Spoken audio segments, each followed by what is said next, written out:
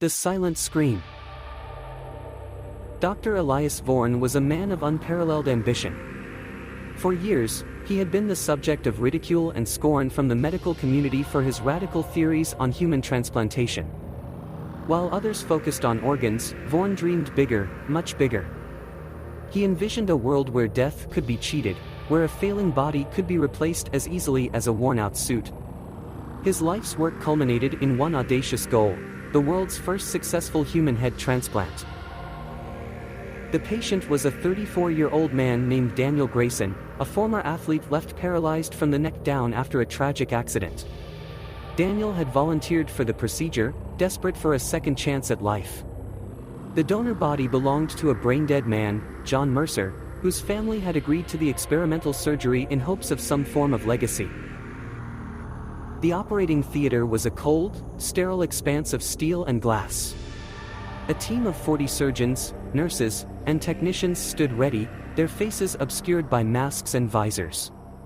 The air buzzed with tension as Vorn stepped forward, scalpel in hand.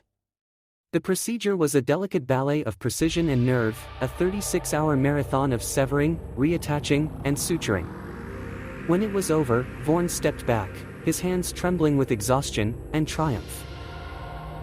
"We've done it," he whispered, his voice barely audible over the hum of the machines. "We've made history." But history, as it turned out, had a dark sense of humor.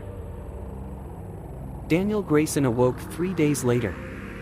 At first, everything seemed fine.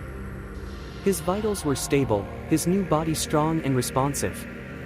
He could move his fingers, wiggle his toes, even sit up with assistance. Vorn was hailed as a genius, a pioneer who had pushed the boundaries of science and medicine. But then, the changes began. Daniel started complaining of headaches, sharp, stabbing pains that no medication could alleviate. His speech became slurred, his thoughts disjointed. He would stare at his hands for hours, muttering, "These aren't mine." At night, he screamed in his sleep, thrashing against the restraints the nurses had reluctantly applied. Vorn dismissed these symptoms as side effects of the surgery, the inevitable trauma of such a radical procedure. But the truth was far more sinister.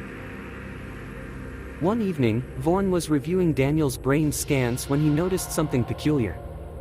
The neural activity was wrong. It didn't match Daniel's patterns. The Silent Scream. Dr. Elias Vorn was a man of unparalleled ambition. For years, he had been the subject of ridicule and scorn from